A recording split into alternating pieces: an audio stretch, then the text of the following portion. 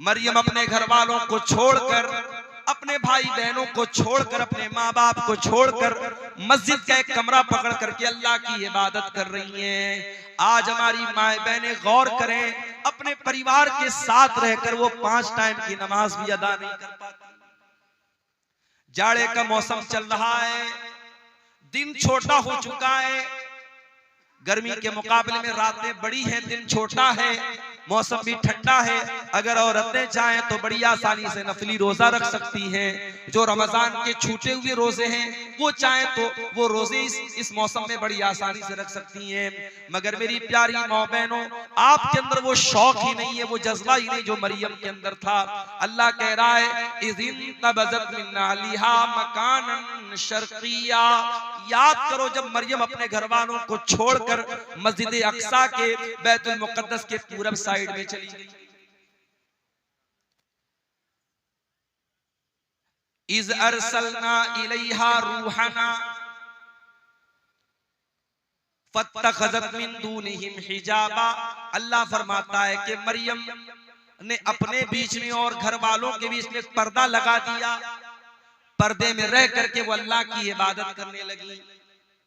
फत्तखज़त मिन दूनिहिम हिजाबा फअरसलना इलैहा रूहना फतमस्सल लहा बशरन सविया। हमने अपने फरिश्ते जिब्रील को भेजा और जिब्रील एक इंसान की शक्ल में, खूबसूरत इंसान की शक्ल में मरियम के पास आए।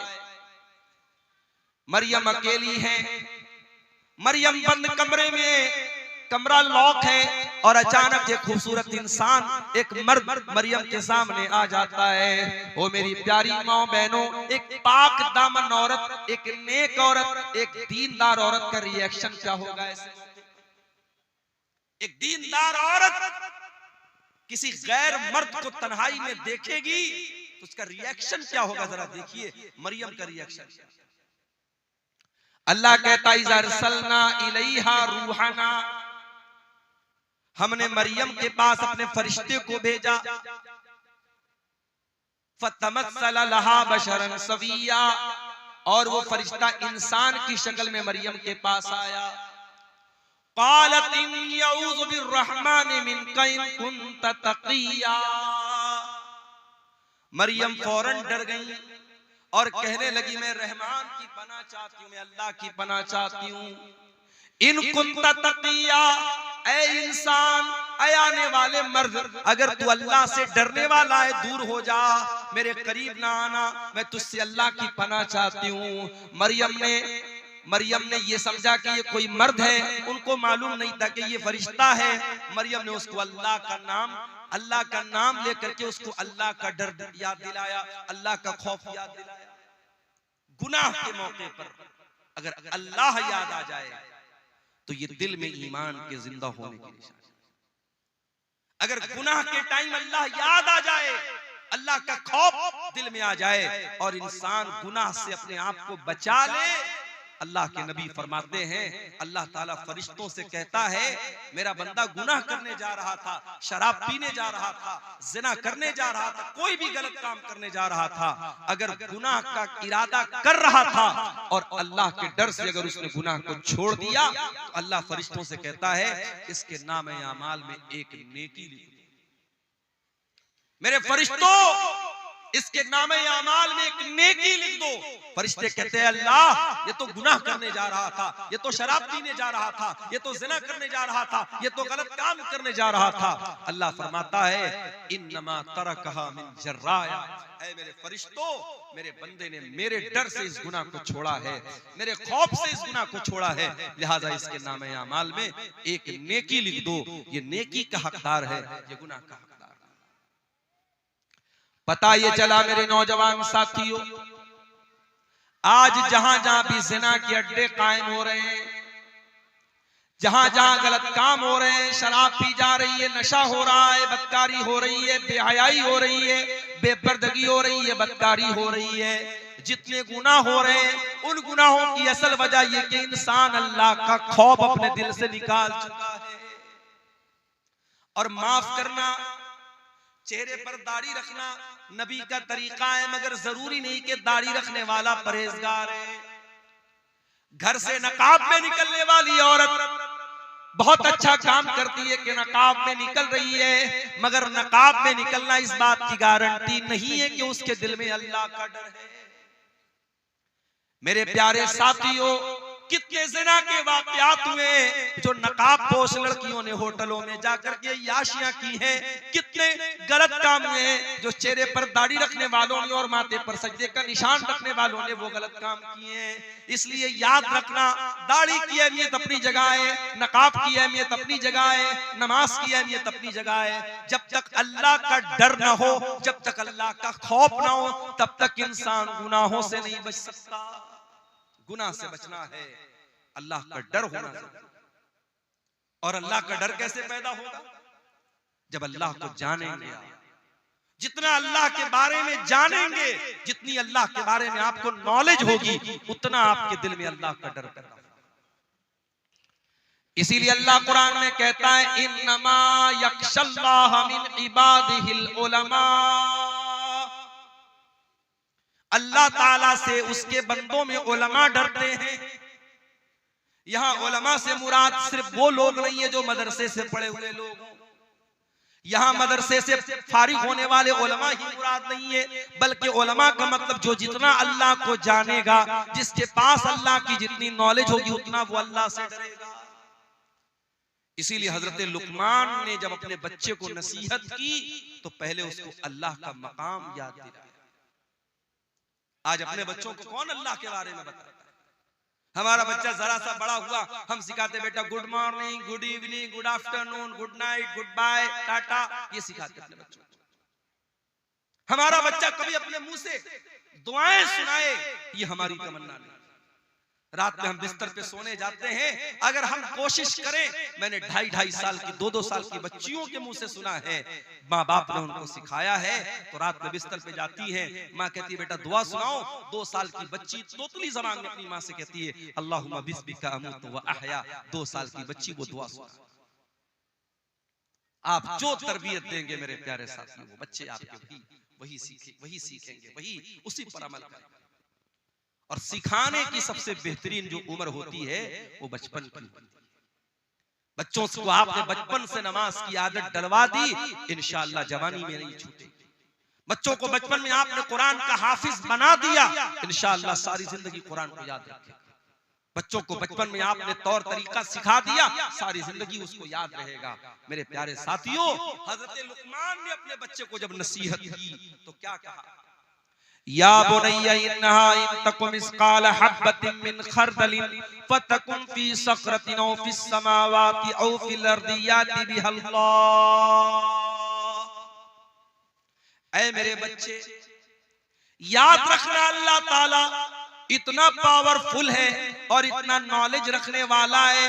अगर एक राई के दाने के बराबर भी तूने कोई गलत काम किया, तूने कोई अच्छा काम किया, और वो राई के दाने के बराबर कोई चीज आसमानों के अंदर कहीं छुपी हुई है, जमीन के अंदर कहीं छुपी हुई है, किसी पहाड़ के चट्टान के नीचे छुपी हुई है, अल्लाह ताला उस राई के दाने के बराबर चीज को कयामत के दिन सामने ले आएगा।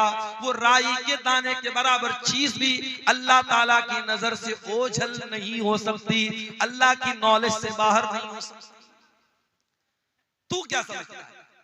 तेरा कमरा बंद कर लेने से, तेरे कमरे की लाइट ऑफ कर देने से, तेरे अपने मोबाइल की हिस्ट्री को डिलीट कर देने से, तेरे व्हाट्सएप की चैटिंग को खत्म कर देने से तेरे गुनाहों पर पर्दा पड़ गया? अल्लाह को नहीं मालूम है? तू अल्लाह को बेवकूफ बना लेगा? नहीं मेरे भाई, अल्लाह को सब पता है। इसलिए अगर गुनाहों से बचना है, अल्लाह को पहचानो मेरे प्यारे।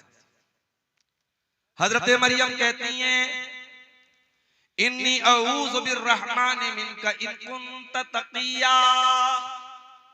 ऐ आने वाले इंसान, मैं रहमान की पनाह चाहती हूं, अगर तू अल्लाह से डरने वाला है, मेरे करीब ना आना, मेरे पास ना आना। अच्छा, फरिश्तों के अंदर शहवत नहीं होती। हजरत जिब्रील इंसान की शक्ल में आए हैं, मगर जिब्रील फरिश्ते हैं, और फरिश्ते के अंदर कभी डिजायर और शहवत और ख्वाहिश नहीं। मर्द के अंदर, इंसान के अंदर ख्वाहिश है। कोई कितना ही नेक इंसान हो, अगर उसके सामने औरत आएगी तो जो एक मर्द की जो के अंदर जो फितरी तौर पर औरत को पाने की जो तलब है, जो रिक्वायरमेंट है, वो जरूर कहीं ना कहीं उसके दिल में पैदा होगा।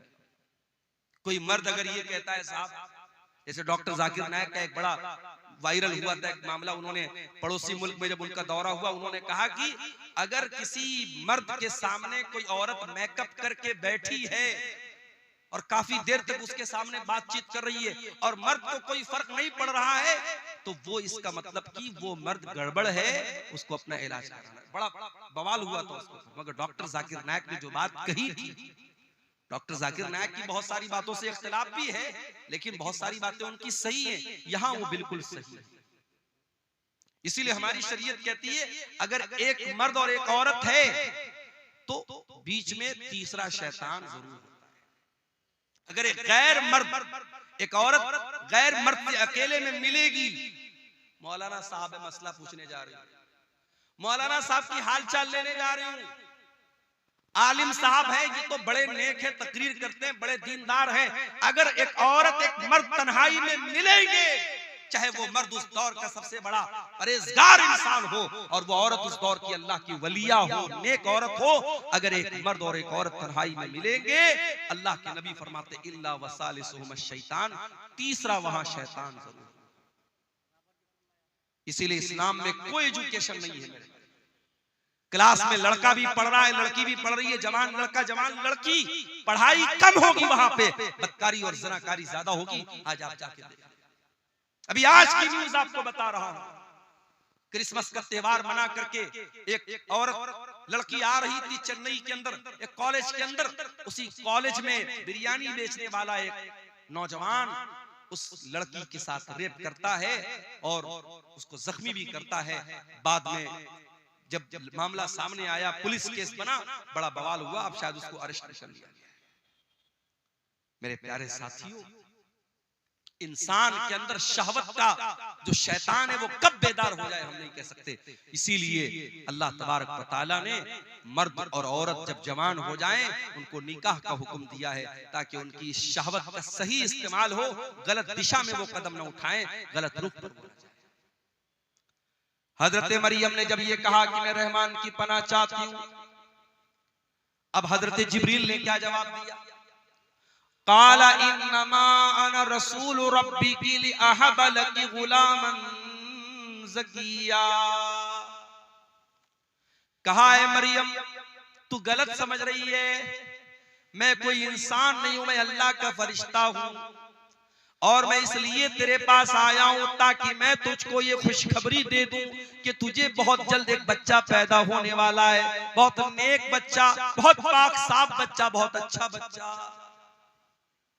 अच्छा, आपने गौर किया होगा जब बच्चा पैदा होता है तो रोता है, और मेडिकल साइंस के हिसाब से बच्चे को रोना जरूरी भी है। बच्चा नहीं रोता है तो प्रॉब्लम हो जाती है, बास बच्चे नहीं रोते हैं तो बाद में बड़ी बीमारियां पैदा हो जाती है, बास बच्चे तो बोल ही नहीं पाते अगर पैदाइश के समय वो नहीं रोते। मगर अल्लाह के नबी फरमाते जब बच्चा पैदा होता है तो शैतान उसे कचोका मारता है, चोट पहुंचाता है, शैतान उसे मारता है और वो बच्चा रोता है। और शैतान दुनिया के हर बच्चे को मारता है, मगर एक बच्चा ऐसा था जिसको शैतान मार नहीं सका, और वो बच्चा कौन था? वो मरियम का बच्चा था, उसका नाम ईसा बिन मरियम था। हजरत जिब्रील ने कहा कि ऐ मरियम ऐसा बच्चा पैदा होने वाला है तुझे, गुलामन ज़किया, जो बहुत नेक बच्चा हो। क़ालत अन्ना यकूनु ली गुलाम वलम यमससनी बशर वलम अकु बगिया।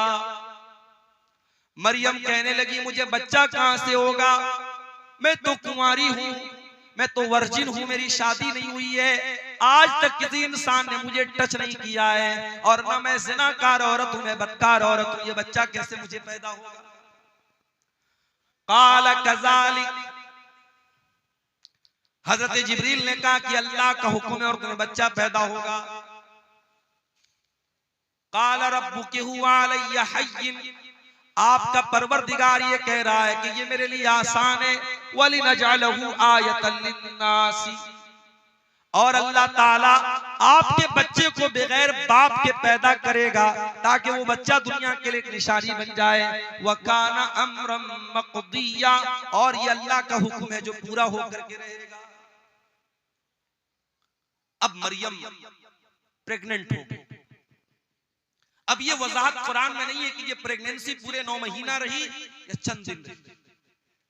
फहमलतहु, मरियम के पेट में ईसा अलैहिस्सलाम वजूद में आ गए। मरियम के पेट में ईसा अलैहिस्सलाम वजूद में आ गए। मरियम को हमल ठहर गया। फंतबज़त बिही मकानन क़सिया, और जब मरियम ने ये देखा कि पेट ज्यादा फूल गया है और अब लोग सवाल उठाएंगे, मरियम वहां से बहुत दूर निकल गई, आबादी से दूर चली गई, मस्जिद अक्सा से दूर चली गई ताकि लोगों के सवालों का जवाब ना देना पड़े। फहमलतहु फंतबज़त बिही मकानन क़सिया, मरियम के पेट में ईसा अलैहिस्सलाम आ गए और मरियम अपने अपने हमल के साथ, अपने पेट के बच्चे के साथ मस्जिद अक्सा से दूर चली गई। फ़अजाअहल मखाज़ु इला जिज़इन नख़ला, और जब बच्चे की पैदाइश का टाइम आया, जब दर्दे से का टाइम आया, जब लेबर पेन का टाइम आया, जब बच्चे की पैदाइश का टाइम आया, हजरत मरियम मजबूर हो गई, तड़पने लगी और एक खजूर के पेड़ के पास जाके वहां पहुंच गई। दर्दे से ने उनको मजबूर किया, एक पेड़ के पास पहुंच गई। बच्चे की पैदाइश का टाइम है, मरियम कुंवारी है, उनको ये तो पता है कि ये बच्चा अल्लाह ताला की तरफ से बगैर बाप के पैदा हो रहा है, अल्लाह की कुदरत की एक निशानी है। मगर मरियम को इस बात की फिक्र है, कल जब ये बच्चा जन्म लेगा मैं दुनिया को क्या बताऊंगी, मैं दुनिया को क्या मुंह दिखाऊंगी। एक पाक दामन औरत, एक नेक औरत, एक दीनदार औरत अपने चेहरे की खूबसूरती से ज्यादा, अपने बदन की ज्वेलरी से ज्यादा, अपने कपड़ों से ज्यादा अपने कैरेक्टर की, अपने किरदार की फिक्र करती है। मेरे भाइयों, मेरी प्यारी माँ, मरियम को चिंता है मेरे कैरेक्टर पर लोग सवाल उठाएंगे, मैं क्या बोलूंगी। क़ालत या लैतनी मित्तु क़ब्ल हाज़ा, मरियम कहने लगी कि काश आज के पहले मैं मर गई होती। व कुन्तु नसियम मनसिया, कोई मेरा नाम तक न जानता, मैं भूली बसरी कहानी बन गई होती, लोग मेरा नाम तक न जानते। ये कौन सी मुसीबत मेरे सर पे आ गई। ऐ मरियम, ये मैं तू क्या जवाब देगी लोगों को। ऐ काश है मरियम तुम मर गई होती। मरियम अपने आप से कह रही तुम मर गई। अल्लाह, इस जुमले में मरियम के कर्ब को महसूस कीजिए, मरियम के दिल की पीड़ा को महसूस कीजिए, मरियम के दिल के अंदर जो अपने किरदार की जो फिक्र है, जो चिंता है, उसको महसूस कीजिए। मरियम कहती है काश मैं मर गई होती, मुझे कोई मेरा नाम तक न जानता, कोई मेरा जिक्र तक न करता। फनादाहा मिन तहतिहा अल्ला तहज़नी क़द जअल रब्बुकी तहतकी सरिया। अब मरियम को बच्चा पैदा हो रहा है। दुनिया में औरतों को बच्चा पैदा होता है तो कोई ना कोई डॉक्टर होता है, दाई होती है, कोई डिलीवरी कराने वाला होता है।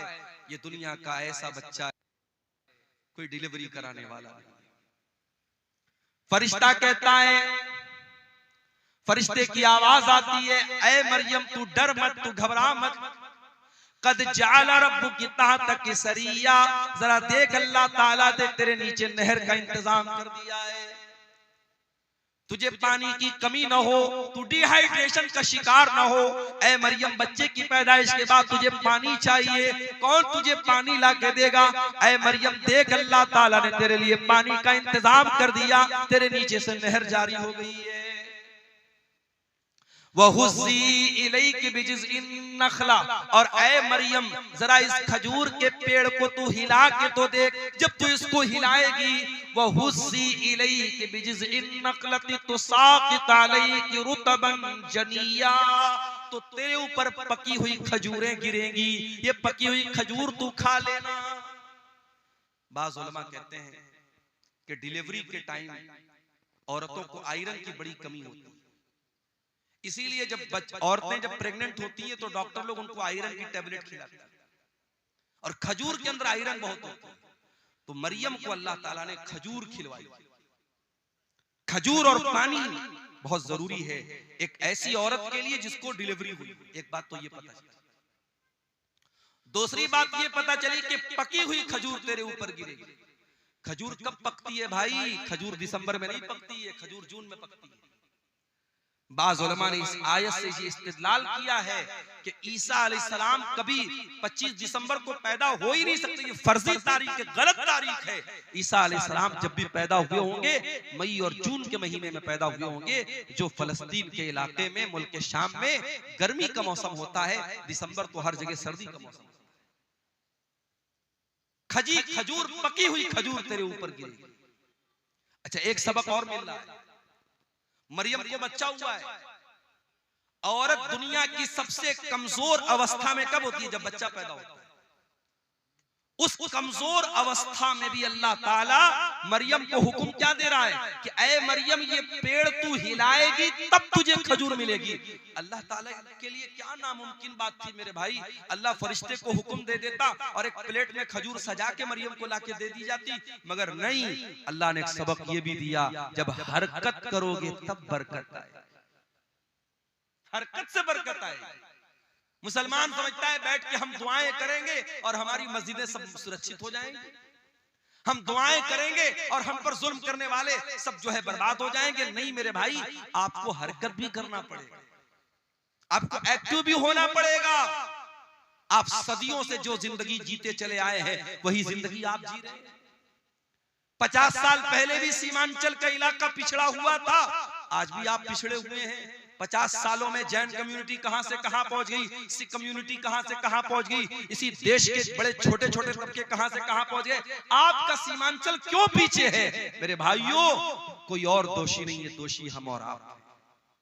हम और आप जब तक अपने आप को ऊपर उठाने की कोशिश नहीं करेंगे, हरकत नहीं करेंगे, बरकत नहीं आएगी। मरियम ने पेड़ को हिलाया है तब ऊपर से खजूर गिरी।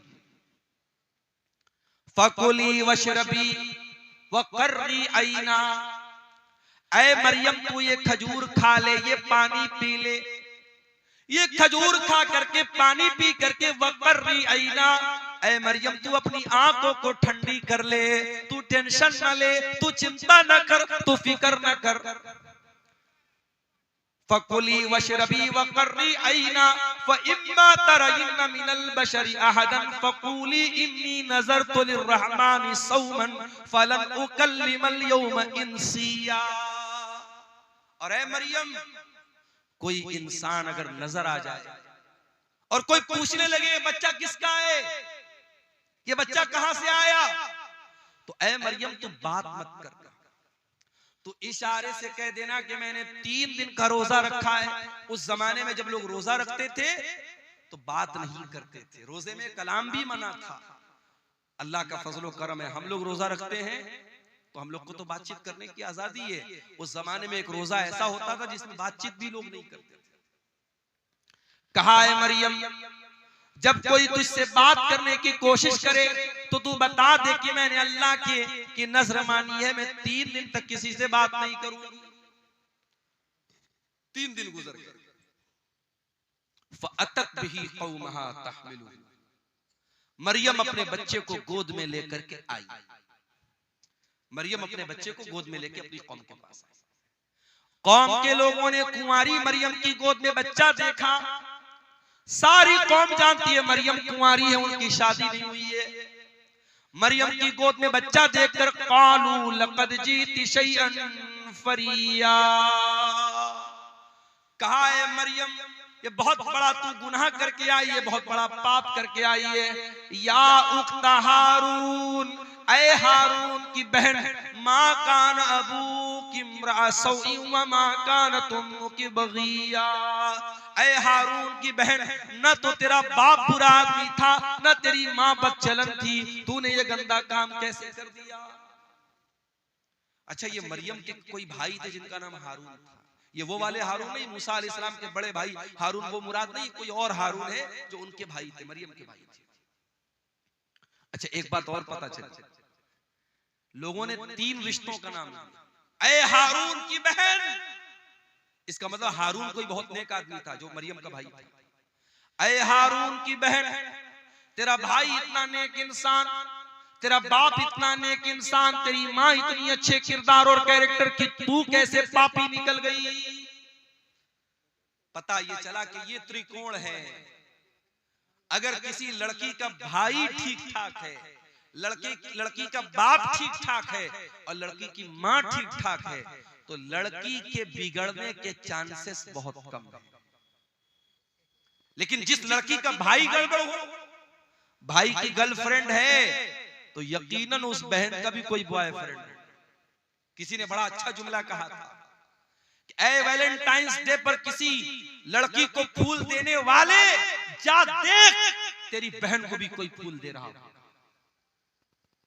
और इसीलिए अल्लाह कुरान में जब जिना का जिक्र करता है, अल्लाह कहता है वला तक़रबुज़ ज़िना इन्नहु काना फ़ाहिशतन व साअ सबीला। ऐ मेरे बंदो, तुम जिना के करीब भी न जाना, ये बड़ा गंदा काम है, बहुत ही बुरा रास्ता है। अल्लाह ने जिना को रास्ता कहा। रास्ता क्यों कहा है भाई? जिस रास्ते पर आप चलेंगे उसी रास्ते पर कोई दूसरा चल के आपके घर की दहलीज तक आएगा।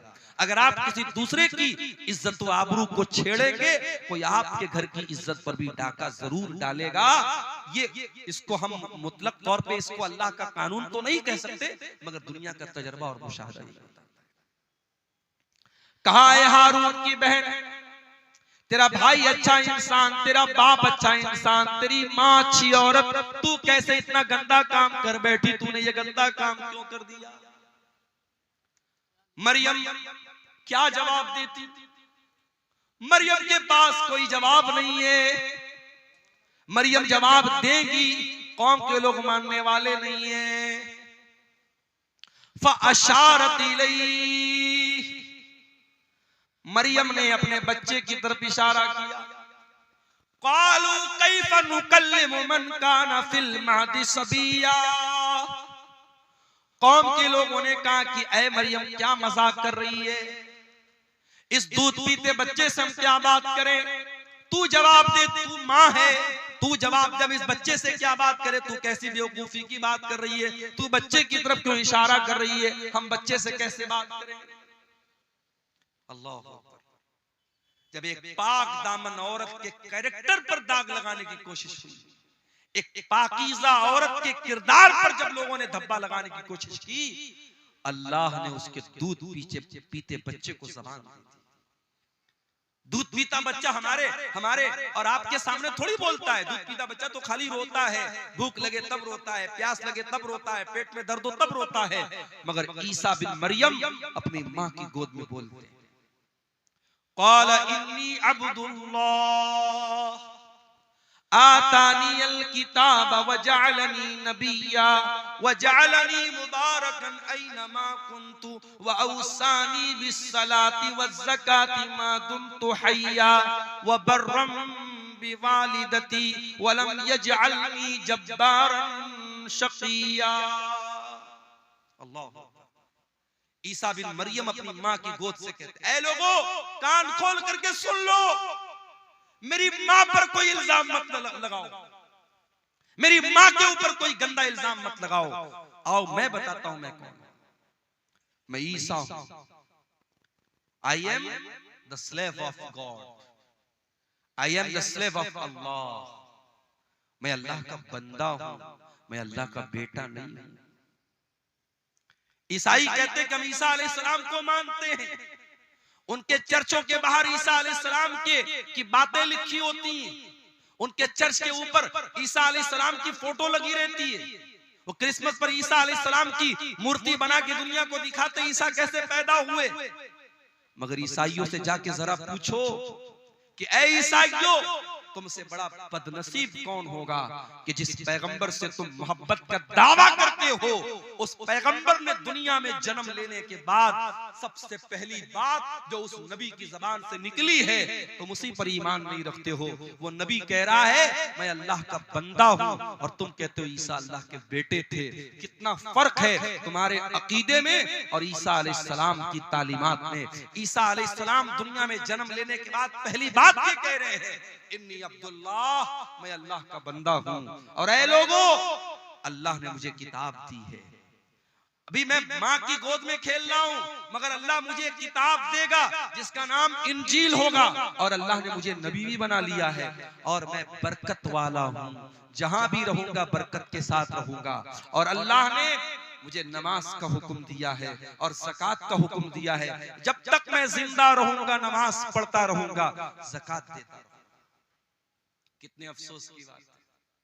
ईसाई शराब पीता है, ईसाई जिना करता है, ईसाई गलत काम करता है, अपने चर्च में जाता है, वहां चर्च का पादरी कहता है कि तूने शराब पिया है, तूने जिना किया है, तूने मर्डर किया है, कोई बात नहीं, ले उसको शराब पिलाता है।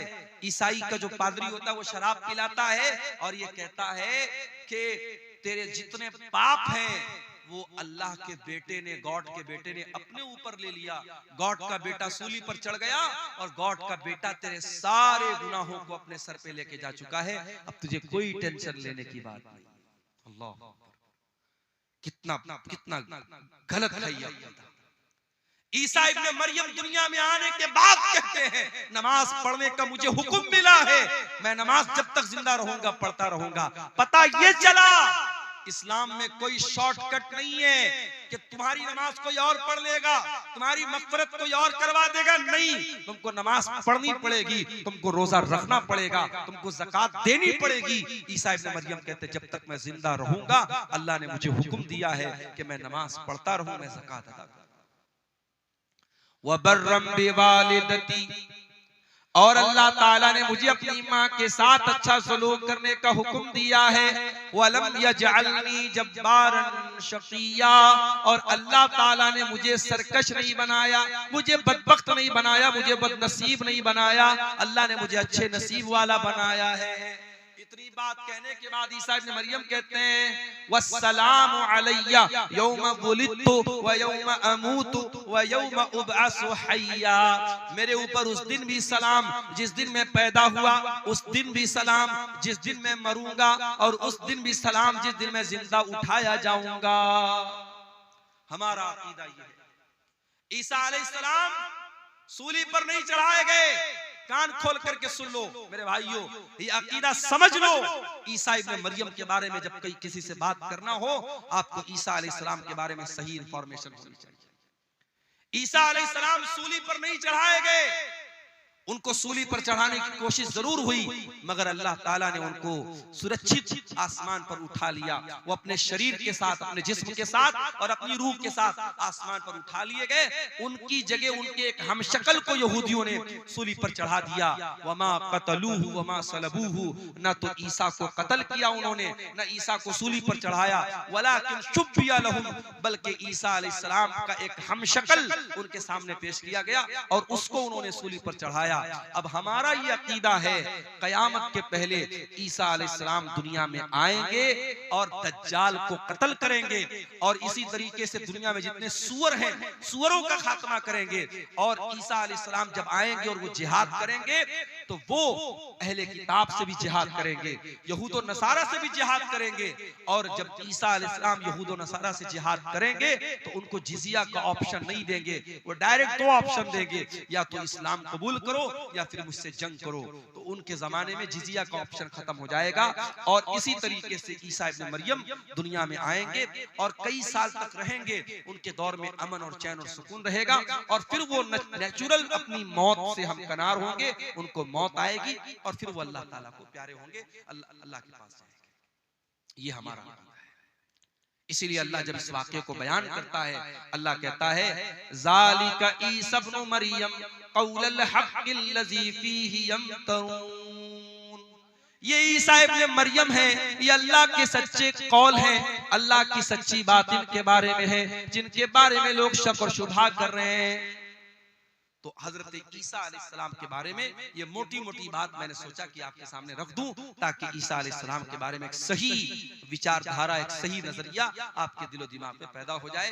अल्लाह ताला हम सबको हजरत ईसा अलैहिस्सलाम, अच्छा ये भी याद रखिए, ईसा अलैहिस्सलाम के बारे में दुनिया में 3 गिरोह पाए जाते हैं। एक ईसाइयों का गिरोह है जो ईसा अलैहिस्सलाम को अल्लाह का बेटा करार देता है, अल्लाह के बराबर करार देता है, वो भी गुमराह है।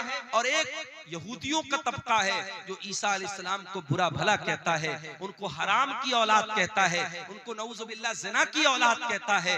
यहूदी भी हजरत ईसा से दुश्मनी में गुमराह हुए, ईसाई उनसे मोहब्बत में गुमराह हुए, यहूदी उनसे दुश्मनी में गुमराह हुए। और एक तबका ऐसा है जो ईसा अलैहिस्सलाम पर ईमान भी रखता है, उनको के बारे में यह अकीदा रखता है वो अल्लाह के नबी थे, वो अल्लाह के पैगंबर थे, बगैर बाप के पैदा हुए थे, और अल्लाह ताला ने उनके हाथ में बहुत सारे मोजज़ात दिखाए थे। और इस तबके को मुसलमान कहते हैं। हम और आप ईसा इब्न मरियम के ऊपर ईमान रखते हैं। मेरे अजीजों, इस तमहीदी गुफ्तगू के बाद मैंने जो नज़्म पढ़ी थी तकरीर के बाद, आपने गौर किया होगा उस नज़्म में मैंने नौजवानों को खिताब किया था। आज हमारे कौम में अगर कोई तबका ऐसा है जो सबसे ज्यादा जिस पर काम करने की जरूरत है, तो वो तबका नौजवानों का तबका है। और दुनिया की हर कौम अपने नौजवानों को ट्रेंड करती है, अपने नौजवानों को मजबूत करती है, अपने नौजवानों पर मेहनत करती है। आज हमारी कौम का नौजवान कहां जा रहा है? हमारे नबी की सीरत उठा करके देखिए, हमारे नबी के साथ जो सहाबा थे, जो आपके सफ़े अव्वल के सहाबा थे, जिन्होंने आपके साथ पत्थर खाए थे, आपके साथ जंगों में अपने सीने पर तीर और तलवार का जख्म बर्दाश्त किया था। आप गौर कीजिए मेरे प्यारे साथियों, नबी के उन सहाबा में आपको मेजॉरिटी किसकी मिलेगी, उसमें बहुमत किसका मिलेगा? उसमें अक्सरियत नौजवानों की। अब्दुल्ला बिन मसूद कौन है? नौजवान है। मुसअब बिन उमैर कौन है? नौजवान है। हजरत खालिद बिन वलीद कौन है? नौजवान है। उस्मान गनी कौन है? नौजवान है। तलहा कौन है? नौजवान है। जुबैर कौन है? नौजवान है। अली बिन अबी तालिब कौन है? नौजवान है। मेरे नबी के सहाबा में वो सहाबा जो मेरे नबी के बॉडीगार्ड बन करके चला करते थे, जिन्होंने मेरे नबी के साथ हर मुश्किल को बर्दाश्त किया है, उसमें मेरे प्यारे साथियों बढ़ चढ़ करके हिस्सा लेने वाले नौजवान सहाबा, नौजवान आगे थे। और यही वजह है कि कुरान करीम में अल्लाह ताला नौजवानों को हाईलाइट करके बयान करता है। परसों जुमा का दिन आने वाला है, हम और आप जुमा के दिन सूरह कहफ पढ़ते हैं। सूरह कहफ में अल्लाह ताला ने एक वाकया बयान किया, कि अल्लाह ताला के कुछ बंदों ने, एक मुशरिक बादशाह के दौर में वो रहते थे, जब बादशाह ने उनको मजबूर किया इस्लाम को छोड़ने के लिए, तौहीद को छोड़ने के लिए, तो उन अल्लाह के बंदों ने अपनी तौहीद को बचाने के लिए, अपने ईमान को बचाने के लिए अपने बाप का महल छोड़ दिया, अपने माँ बाप की हवेली को छोड़ दिया, और एक गुफा में, एक पहाड़ के गार में जाकर के सो गए। और 309 साल तक अल्लाह ताला ने उनको जिंदा सही सलामत सुलाए रखा। 309 साल तक वो सोए रहे। अल्लाह ताला जब इस वाक़े को बयान करता है तो अल्लाह ताला एक बात को हाईलाइट करता है। अल्लाह क्या कहता है? इन्नहुम फित्यतुन आमनू बिरब्बिहिम वज़िदनाहुम हुदा। अपने ईमान को बचाने के लिए अपने माँ बाप को छोड़ने वाले, अपने माँ बाप का ऐशो आराम छोड़ने वाले, अपनी हवेलियों को छोड़ करके पहाड़ की गुफा में जाने वाले ये नौजवान थे। अल्लाह ने खास तौर से हाईलाइट करके बयान किया कि ये नौजवान थे। अल्लाह चाहता तो ऐसे ही डायरेक्ट जिक्र कर देता कि चंद लोग थे, मगर अल्लाह ताला ने फित्यतुन का लफ्ज इस्तेमाल किया।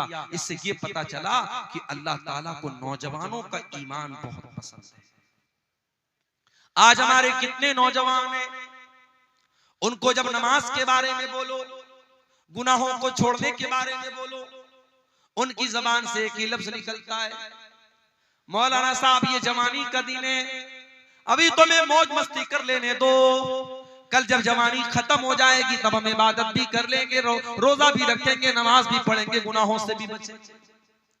ओ मेरे प्यारे नौजवान साथियों, अज़रबैजान से एक फ्लाइट, एक हवाई जहाज उड़ता है, जिस हवाई जहाज के अंदर 72 मुसाफिर सफर कर रहे थे, हवाई जहाज के अंदर आग लग जाती है और हवा के अंदर वो हवाई जहाज जल कर राख हो जाता है और 72 के 72 लोग हवा में जल करके मर जाते हैं। ये भी आज की न्यूज आपको बता रहा हूं। क्या उन 72 लोगों में सारे बूढ़े लोग थे? क्या सारे 70-80 वाले लोग थे? उसमें 20 साल के नौजवान भी थे, उसमें 2 साल का बच्चा भी था, उसमें 25 साल की औरतें भी थी। मेरे प्यारे भाइयों, जब हवाई जहाज के अंदर आग लग जाती है, अंदर का वीडियो वायरल हुआ है, जाकर के इंटरनेट पर देख लेना। फ्लाइट के अंदर जितने लोग हैं वो मालिक को याद कर रहे हैं, वो मौला को याद कर रहे हैं, वो अपने रब को याद कर रहे हैं। हम नहीं जानते कौन सा एक्सीडेंट हमारे साथ हो जाए, हम नहीं जानते कब मौत हमारे सर पर आकर के हमारी मोहलत को खत्म कर दे। मेरे प्यारे साथी, क्या आप इस बात की गारंटी लेके बैठे हैं कि आप बुढ़ापे तक जिंदा रहे? क्यों अपनी जवानी को गलत कामों में गुजारते हैं? मेरे प्यारे साथियों, हमें और आपको डरना चाहिए।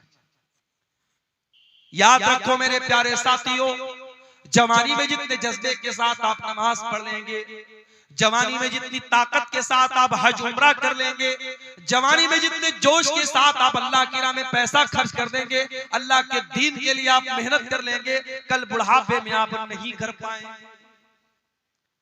मैंने वहां मक्के में देखा, सफा मरवा के दरमियान सही कर रहे थे हम लोग, कितने बूढ़े लोगों को मैंने देखा, बूढ़ी औरतों को देखा, बेचारी चलते चलते थक गई, हांफने लगी।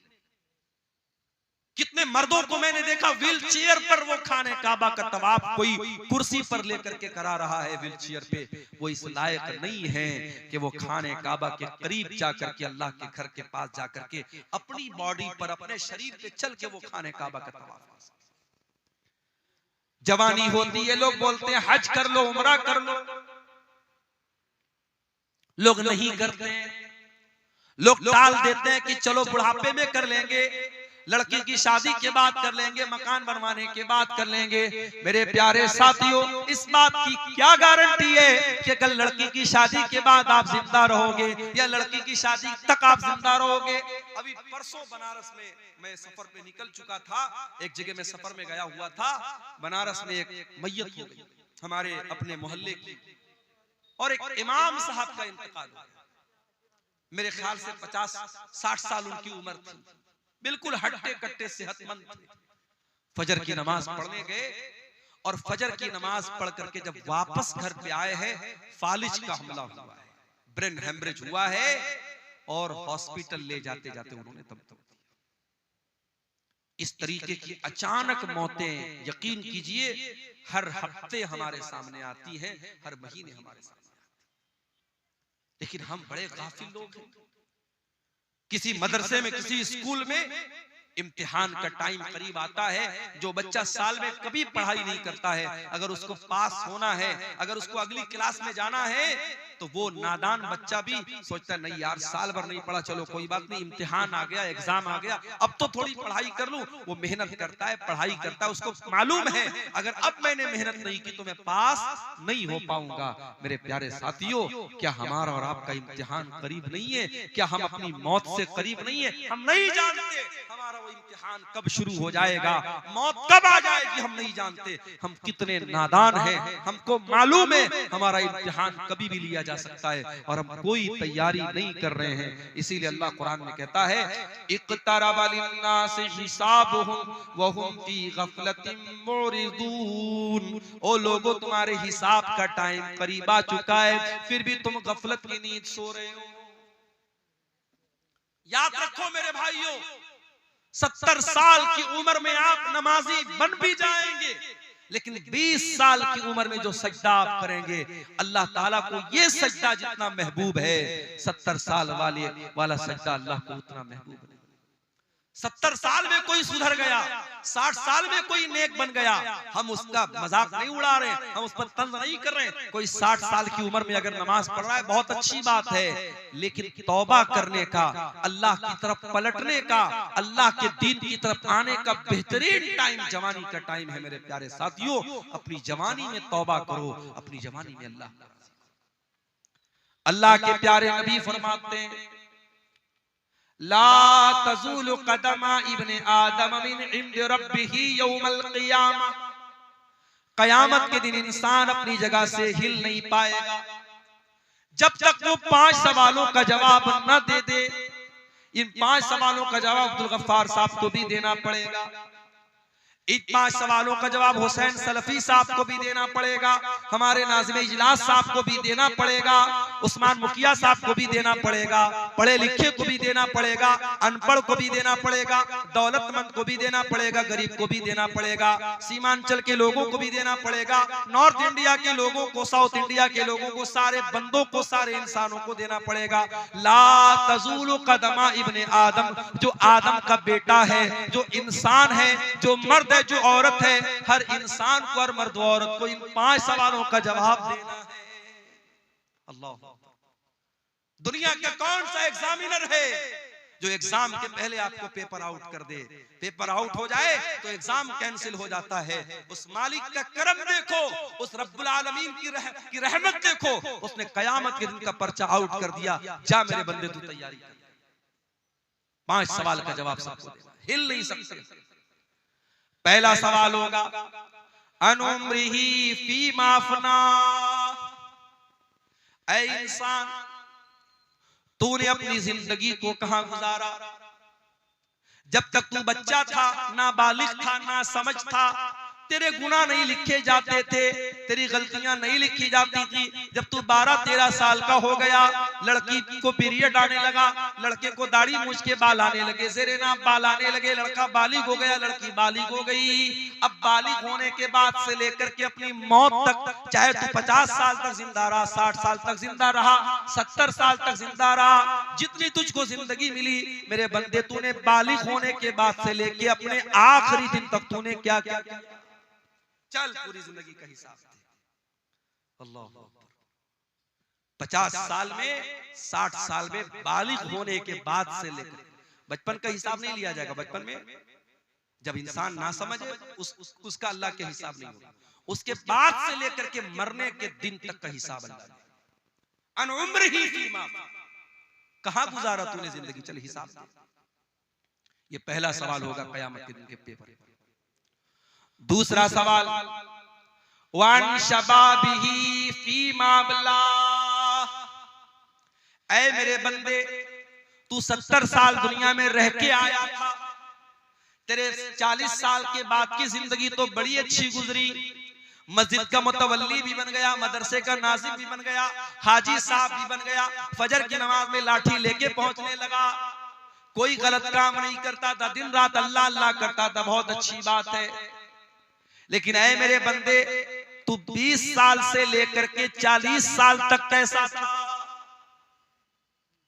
तेरी जवानी कहां गुजरी? तेरी जिंदगी का सबसे खतरनाक पीरियड कहां गुजरा?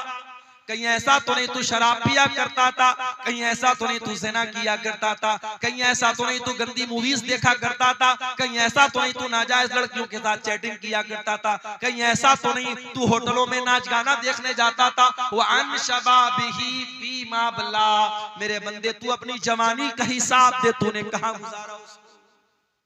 गौर कीजिए मेरे भाई, सारी जिंदगी का हिसाब अलग होगा और जवानी का हिसाब अलग। तीसरा सवाल वन मालिही मिन ऐन इक्तसबहू, तूने माल कहां से कमाया? क्रिप्टो से कमाया, ड्रीम 11 से कमाया, मेटा ओजोन से कमाया, ऑनलाइन हराम एप्स के जरिए कमाया, सट्टा बाजार के जरिए कमाया, जुआ खेल करके कमाया, क्रिकेट पर सट्टा लगा करके कमाया, कैसे कमाया? ये बड़ा मसला हमारे नौजवानों का है। बेरोजगारी बढ़ रही है तो हमारा नौजवान ऑनलाइन जितने जुआ वाले और सट्टा वाले ऐप्स हैं, हमारा नौजवान बड़ी आसानी से उनके चंगुल में फंस जाता है। बेरोजगारी है, कोई काम नहीं है, नौजवान सोचते चलो यार अच्छा है, बैठे बिठाए पैसा आ जाए, मेहनत नहीं करना चाहता, कारोबार नहीं करना चाहता। मेरे भाइयों, आज मुसलमान अगर बिजनेस में पीछे है तो अपनी करतूत से पीछे। वल्लाह हमने गुजरात में देखा, मैं गुजरात में अहमदाबाद में गया, नडियाड में गया, सूरत में गया, मुसलमान अपने बच्चों को नौकरी नहीं करवाते। व्यापारी का बेटा व्यापारी, मारवाड़ी का बेटा मारवाड़ी, मुसलमान वहां अपने बच्चे को व्यापारी बनाता है। चाहे वो छोटी सी दुकान खोल के बैठा है, मगर कारोबार कर रहा है, उसका माइंड कारोबारी है। आज इस मुल्क में हमें और आपको अगर अपने वजूद को बचाना है, हमें बिजनेस और कारोबार में भी आगे बढ़ना है। और मैं ये बात इसलिए कर रहा हूं क्योंकि अगर हमने अपने आप को बिजनेस में आगे नहीं बढ़ाया, आगे आने वाले दिनों में बड़ी कठिनाइयां। इन मदरसों, इन मस्जिदों और हमारे दीन की बुनियादों पर जो दिन रात हमले हो रहे हैं, इन हमलों से अपना डिफेंस करने के लिए भी हमें पैसे की जरूरत है। आज हम जानते हैं सुप्रीम कोर्ट और हाई कोर्ट में वकीलों की फीस कितनी महंगी होती है। अभी हमारे उत्तर प्रदेश में मदरसों का केस चल रहा था, हाई कोर्ट का फैसला आ गया कि सारे मदरसे जो है गलत है, बंद कर दिया जाए, और 10,000 से ज्यादा जो टीचर थे उनकी नौकरी खतरे में पड़ गई। तो वहां मदरसों की जो एसोसिएशन है उसने इस मामले को सुप्रीम कोर्ट में उठाया, और सुप्रीम कोर्ट में बड़ी महंगी वहां के वकीलों की एक सुनवाई की जो फीस होती थी 50-50 लाख रुपए होती थी, वो फीस उन्होंने पेमेंट किया और उसके बाद केस को लड़ा और जज साहब के सामने पूरे मामले को रखा, और अल्हम्दुलिल्लाह सुप्रीम कोर्ट का जजमेंट आ गया कि नहीं, इतने सैकड़ों सालों से ये मदरसे चल रहे हैं, इन मदरसों को बंद नहीं किया जा सकता। सुप्रीम कोर्ट ने जजमेंट दे दिया, फैसला दे दिया। मेरे प्यारे साथियों, आज अगर कोई बेकसूर है और उसके खिलाफ कोई केस हो गया है, केस को लड़ने के लिए भी पैसे की जरूरत है, मस्जिदों को बनाने के लिए पैसे की जरूरत है, कब्रिस्तान और वक्फ की जमीन को बचाने के लिए आपको फंड की जरूरत पड़ेगी। और फंड कहां से आएगा जब आप बिजनेस में आगे नहीं बढ़ेंगे, जब कारोबार में आगे। इसलिए हराम तरीके मत अपनाओ। कयामत के दिन तीसरा सवाल किया जाएगा, तुमने माल कहां से कमाया। चौथा सवाल, वफीमान फकहू, तुमने माल कहां पर खर्च किया था। हैप्पी न्यू ईयर मनाने के लिए किसी होटल का टिकट तो नहीं खरीदा था, नए साल के जश्न के मौके पर शराब में तो नहीं लुटाया था, सर्दी के मौसम में किसी पिकनिक स्पॉट पे जाके दोस्तों के साथ रंगरलियां मनाने तो नहीं चला गया था। आजकल लोग कश्मीर बहुत जा रहे हैं, हमारे इंस्टाग्राम पर मैंने देखा बड़ी रील्स आ रही है, लोग कश्मीर में जा रहे हैं, मियां बीवी जा रहे हैं और वहां जाके जो है बर्फ के ऊपर दिल बना रहे हैं कि साहब हम अपनी बीवी से बड़ी मोहब्बत करते हैं। अरे बीवी से मोहब्बत करते हो तो वहां कश्मीर में जाके बर्फ बनाने से थोड़ी साबित होगा। बीवी का हक अदा करो, बीवी का ख्याल रखो। कश्मीर जाने के लिए लोगों के पास ठंडा नहीं है और अपने घर में लेटे हैं और अस्सलातु खैरुम मिनन नौम की आवाज आ रही है, तो ये सर्दी में रजाई के अंदर दुबक करके लेटा हुआ है और फजर में नहीं जाता है। पूछो क्यों नहीं जाता है, कहते मौलवी साहब बड़ा ठंडा है, बहुत ठंडा है, बहुत सर्दी है। अपने बिस्तर को छोड़ करके तू 10 कदम दूर मस्जिद में नहीं जा सकता, तेरे लिए बहुत ठंडा है। और इसी दिसंबर के कड़कड़ाते हुए सर्दी और ठंडे में कश्मीर चला जाता है दोस्तों के साथ, और मनाली और कुल्लू चला जाता है अपनी फैमिली के साथ। मेरे प्यारे साथियों, इससे पता ये चलता है कि तेरे दिल में अल्लाह की मोहब्बत कितनी है, तेरे दिल में ईमान की मोहब्बत कितनी। चौथा सवाल ये होगा, पैसा कहां खर्च। ये मत सोचो पैसा हमारे बाप का है, पैसा हमने कमाया है, हमारी मर्जी हम जहां चाहे खर्च करें। नहीं, पैसा कहां से आया इसका भी हिसाब देना पड़ेगा, पैसा कहां खर्च किया इसका भी हिसाब देना पड़ेगा। ये जो हराम जगहों पर पैसा लुटाते हो, हिसाब देना पड़ेगा। शायर आ रहा है, शायरी पढ़ रहा है। अभी एक वीडियो मैंने देखा, शायर उल्टी सीधी शायरी पढ़ रहा है, लोग नोटों की बारिश कर रहे हैं। कई जगहों पर अहले हदीसों के जलसों में, प्रोग्रामों में शुअरा जो पढ़ रहे हैं, शायरी पढ़, उन पर नोट बरसाए जा रहे हैं। माफ कीजिएगा, ये मुनासिब तरीका नहीं है। ठीक है, आप शायर को हौसला अफजाई के तौर पे कोई रकम देते, उस पर एतराज नहीं है, मगर नोटों की बारिश करना, नोट बरसाना, एक एक नोट इस तरीके से उसके ऊपर लुटाना, ये गलत तरीका है, ये हराम तरीका है। यूं उत्तर प्रदेश के अंदर एक शादी में मुसलमान लड़के ने अपनी बारात के मौके पर, अपनी शादी के मौके पर 20 लाख रुपया हवा में लहरा दिया। 20 लाख रुपया नोटों की गड्डी को हवा में लहरा दिया कि साहब मैं बहुत खुश हूं आज मेरी शादी।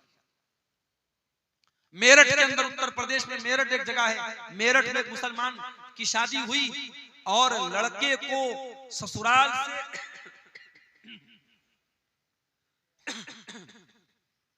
लड़के को ससुराल से 2.5 करोड़ रुपए की रकम मिली। और मौलाना साहब जो निकाह पढ़ाने आए तो उनको 11 लाख रुपए कैश। हमारे यहाँ जब ये न्यूज आई तो हमारे बहुत सारे मदरसे के टीचरों ने कहा कि चलो अब वही मेरठ में चल के हम लोग निकाह पढ़ाते हैं। 11 लाख रुपए एक निकाह का मिल रहा है। तो मुसलमान पैसा लुटा रहा है भाई। आज आप जाके देख ले, जितने खाने पीने की दुकानें हैं वहां गैर मुस्लिमों की भीड़ आपको नहीं मिलेगी, मुसलमानों की। ये कबाब की दुकानें, ये बिरयानी की दुकानें, ये चटर पटर सामानों की दुकानें, कौन मिलेगा? मुसलमान मिलेगा। अभी मैं कटिहार स्टेशन के बाहर देखा, कोई चाय वाला था, चाय की दुकान पे वो चाय बेच रहा है, हांडी वाली चाय, बड़ी मशहूर चाय भाई। उसकी चाय पीने ज्यादा नौजवान मुसलमान जा रहे हैं और चाय भी पी रहे, साथ में सिगरेट का धुआं भी उड़ा रहे हैं। दौलत अल्लाह की बहुत बड़ी नेमत है। इस दौलत का हिसाब देना पड़ेगा आपको। कहां खर्च किया आपने, कहां से आई ये दौलत, अल्लाह को हिसाब देना। 5वां सवाल किया जाएगा, व माज़ा अमिला फीमा अलिमा, तूने जो इल्म हासिल किया, हर साल तेरे मदरसे का जलसा होता था, तू परिवार के साथ जलसे में जाता था, औरत भी जाती थी, मर्द भी जाता था। कभी बनारस से कोई आलिम आया, कभी दिल्ली से आया, कभी कलकत्ता से आया, कभी इटावा से आया।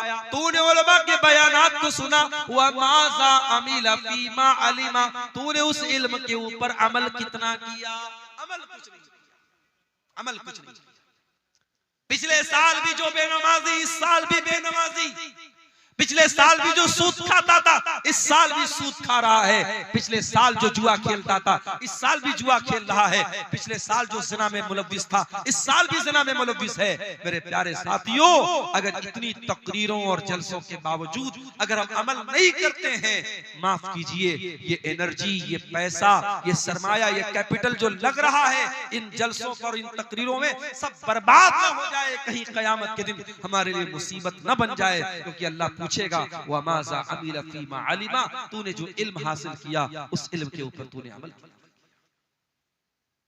मई जून का महीना आता है, हमसे गर्मी बर्दाश्त नहीं होती। जिसके घर में अल्लाह ताला ने ताकत दी वो एसी लगवाता है, जिसके घर में इस्तिताअत एसी की नहीं वो कूलर लगवाता है, जिसके घर में कूलर नहीं कम से कम पंखा चल रहा है। हमसे गर्मी बर्दाश्त नहीं होती, हम ट्रेन का सफर करते हैं, हम कोशिश करते हैं एसी में सफर करें, गर्मी के मौसम में हम स्लीपर में सफर नहीं कर सकते। मेरे प्यारे साथियों, कभी आपने सोचा और गौर किया कि कब्र की उस 2 गज जमीन के अंदर जब आप जाएंगे, वहां कौन आपको एसी देगा, वहां कौन आपको कूलर देगा, वहां कौन आपको पंखा देगा?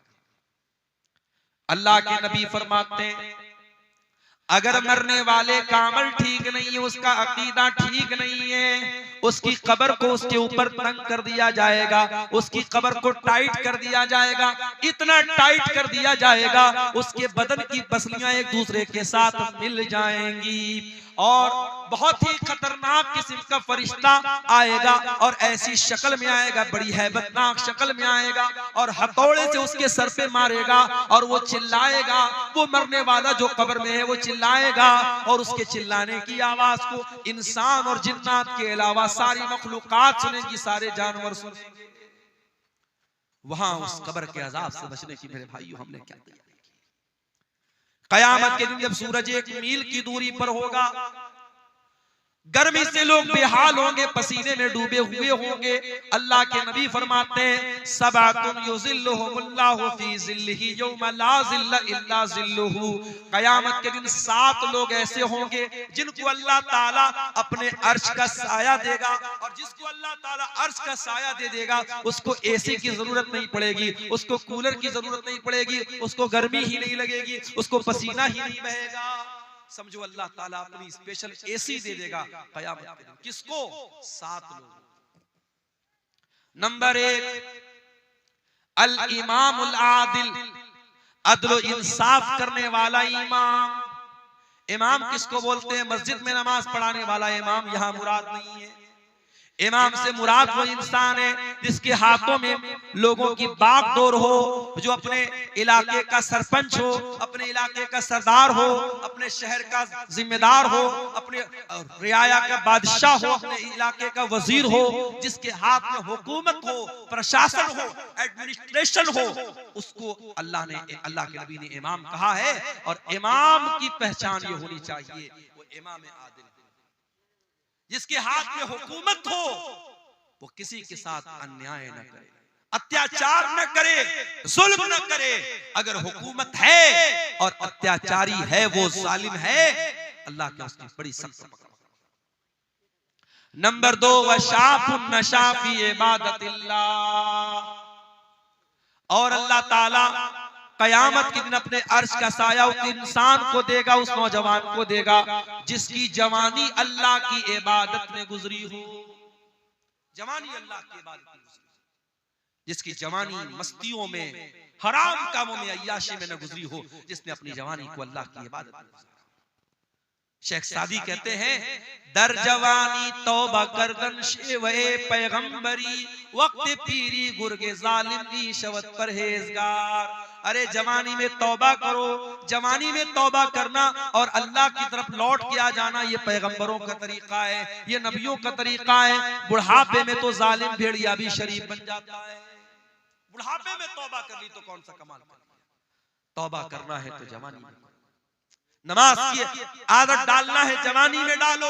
हज और उम्रा अगर अल्लाह ने दौलत दी है, हज और उम्रा जवानी में जाके करो, अपनी बीवी को लेके जाओ, जवानी में कराओ मेरे प्यारे साथियों। और जवानी में जब आप हज और उम्रा करेंगे, उसकी एक अलग लज्जत मिलेगी। उसके बाद फरमाया, वरजुलानी तहाब्बा फिल्लाहि इज्तमा अलैहि व तफर्रका अलैहि, और 2 लोग आपस में मोहब्बत करते हो अल्लाह के लिए, मिलते हो तो अल्लाह के लिए, जुदा होते हो तो अल्लाह के लिए। मुझे मालूम है सीमांचल के इस इलाके में बहुत मोहब्बतें भी मुझको मिलती हैं। बाज़ इलाकों में जाता हूँ, 70 साल का बूढ़ा आता है, मुझे बड़े खुश होकर के मुझसे मुसाफा करता है और बड़ी खुशी के साथ कहता है, मौलाना आज तक आपको यूट्यूब में देखते थे, आज पहली बार रियल देखे। ऐसी बूढ़ी औरतों के फोन भी मेरे पास आते हैं जो कहती है कि मौलाना रात में आपकी तकरीर सुने बगैर नहीं सोती, मेरा कोई रिश्ता नहीं है, कोई रिलेशन नहीं है, मैं उनके इलाके का नहीं हूं, फिर ये मोहब्बत क्यों है? ये मोहब्बत इसलिए है कि कहीं ना कहीं दिल में ये बात है कि ये अल्लाह की बात बता रहा है, रसूल की बात बता रहा है। अल्लाह की मोहब्बत ये हमारे और आपके रिश्ते को जोड़ रही है। 7 दिसंबर को मेरा प्रोग्राम था रत्नी, इसी कटिहार के रत्नी इलाके। मजबूरी आ सकती है, मिस हैपनिंग आ सकती है। शनिचर का दिन था, प्रोग्राम में मैं नहीं आ सका, छुट्टी नहीं मिल पाई। जिम्मेदारान मुझे आखिरी दिन तक फोन करते रहे। मैं 1 हफ्ता पहले उनको बता दिया मैंने कि देखिए बहुत सख्ती हो गई है, छुट्टी नहीं मिल रही, लेकिन प्रोग्राम में मैं नहीं आ पाया। बाद में बहुत लोग नाराज भी हुए। लोगों ने वहां कमेटी वालों को कहा कि लोगों ने झूठ मूठ बात नहीं की, मौलाना से नाम दे दिया। हम सबको ये बात समझनी चाहिए, जलसे के मैनेजमेंट कमेटी को भी समझना चाहिए और आम पब्लिक को भी ये समझना चाहिए कि जिस मुकर्रिर को हम बुलाते हैं वो भी इंसान है, उसके साथ मजबूरी आ सकती है, उसके साथ कोई हादसा हो सकता है। और खास तौर से अगर वो इंसान किसी इदारे के साथ जुड़ा है, किसी बंधन में है, किसी मुलाजमत में है, तो फिर उसके साथ और मजबूरियां भी हो सकती हैं। हमें तमाम बातों का लिहाज रखना चाहिए। मोहब्बत कभी कभी बहुत भारी पड़ जाती है। अब कहीं मैं नहीं पहुंच पाया, जलसे वाले जानते मेरी मजबूरी है, लेकिन आम पब्लिक नहीं जानती। आम पब्लिक जलसे वालों को दोषी करार देती है और वो लोग नहीं समझते कि भी किसी मजबूरी की वजह से मौलाना नहीं आ पाए। तो अल्लाह के नबी फरमाते कि 2 लोग जो मोहब्बत करते हो अल्लाह के लिए, पैसे के लिए मोहब्बत बहुत होती होगी, जमीन जायदाद के लिए मोहब्बत बहुत होती होगी। नेताजी आते हैं आपके पास, बड़ी मोहब्बत की बात कर रहे हैं, नेताजी वोट लेने के लिए आते हैं, साल भर वोट मिल जाता है, फिर 5 साल गायब हो जाते हैं। मगर वो मोहब्बत कि रात में आप जब दुआ के लिए हाथ उठाते हैं तो आप दुआ करते हैं, वो मोहब्बत अल्लाह की। वो मोहब्बत के इंसान मर गया, इसी इलाके के जो बुजुर्ग उलमा दुनिया से चले गए, आज भी हम उनको याद करते तो उनके लिए दुआ करते हैं। ये मोहब्बत अल्लाह के लिए होती है। वरजुलानी तहाब्बा फिल्लाही, कयामत के दिन अल्लाह ताला अपने अर्श का साया उन दो लोगों को देगा जो आपस में मोहब्बत करते हो अल्लाह के लिए, मिलते हो तो अल्लाह के लिए, जुदा होते हो तो अल्लाह के लिए। वरजुलुन क़ल्बुहु मुअल्लकुम फिल मसाजिद, और वो इंसान भी कयामत के दिन अल्लाह के अर्श का साया पाएगा जिसका दिल मस्जिद में अटका हो। हमारा दिल तो मोबाइल में अटका है, 1 मिनट के लिए मोबाइल डिस्चार्ज हो जाए हम बेचैन हो जाते। कभी वो बेचैनी नमाज के लिए क्यों नहीं पैदा होती? आप मार्केटिंग करने गए मंगल बाजार, असर का टाइम आया, आप 2 मिनट 5 मिनट निकाल करके बाजू की मस्जिद में नमाज नहीं पढ़ सकते थे क्या? शाम को आप कहीं दोस्तों के साथ घूमने गए, इशा की जमात का टाइम निकल गया, घर वापस आए, आप घर वापस आकर के इशा की नमाज नहीं पढ़ सकते थे क्या? अगर नमाज की फिक्र होगी, नमाज की टेंशन होगी, नमाज की चिंता होगी, आप कहीं भी चले जाएं आपको नमाज की फिक्र लगी रहेगी। वरजुलन क़ल्बुहु मुअल्लकुम बिल मसाजिद, जिसका दिल मस्जिद में अटका हो। अल्लाह के प्यारे नबी को नमाज की इतनी चिंता होती थी, इतनी फिक्र होती थी कि जब जंगे खंदक का मौका आया और दुश्मनों से लड़ाई का टाइम चल रहा था, दुश्मन हमला कर रहे थे, अल्लाह के नबी और सहाबा अपना डिफेंस कर रहे थे, उसी हालत में असर की नमाज का टाइम हो जाता है और जंग इतने जोर